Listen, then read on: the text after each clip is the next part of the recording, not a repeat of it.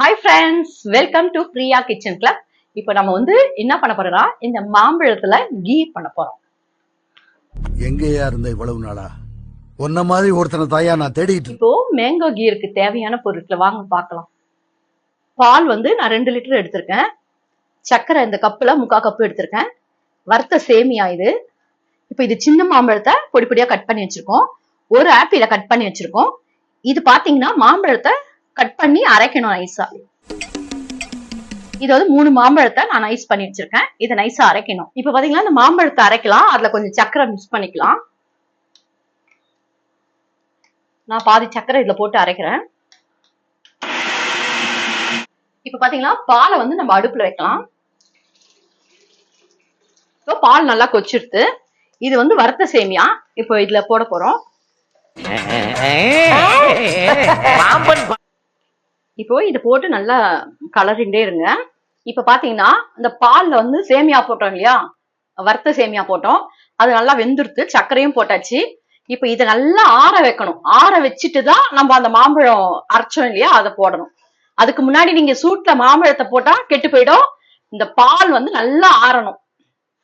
இப்ப நல்லா பாலும் இந்த சேமியாவும் நல்லா ஆறி போச்சு. நல்லா ஆறி இருக்கணும். இப்படி தொட்டு பாருங்க, நல்லா ஆறிடுது. அப்ப இந்த மாம்பழம் அரைச்சு வச்சிருக்கோம் இல்லையா, அந்த பேஸ்ட், இதுல போட போறோம்.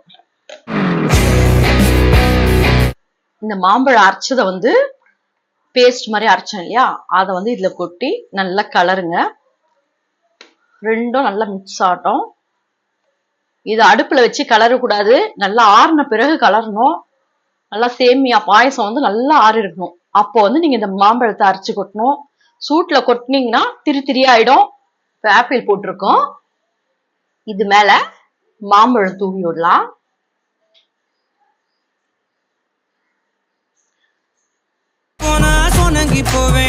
துருவி வச்ச பாதாம் முந்திரி இது மேல போட போறோம். இப்ப பாத்தீங்கன்னா இது ஒரு கலர்ஃபுல்லா சூப்பரா இருக்கு. பார்க்கும் போதே சாப்பிடணும்னு தோணுது.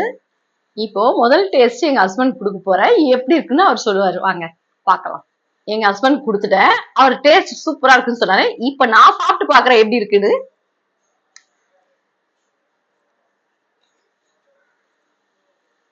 இந்த மாம்பழம், சேமியா, பால் எல்லாம் சேர்ந்து செம்ம டேஸ்டா இருக்கு. ஆப்பிள் எல்லாமே சேர்ந்ததுனால இது கொஞ்சம் டிஃப்ரெண்டா ரொம்ப டேஸ்டா இருக்கு.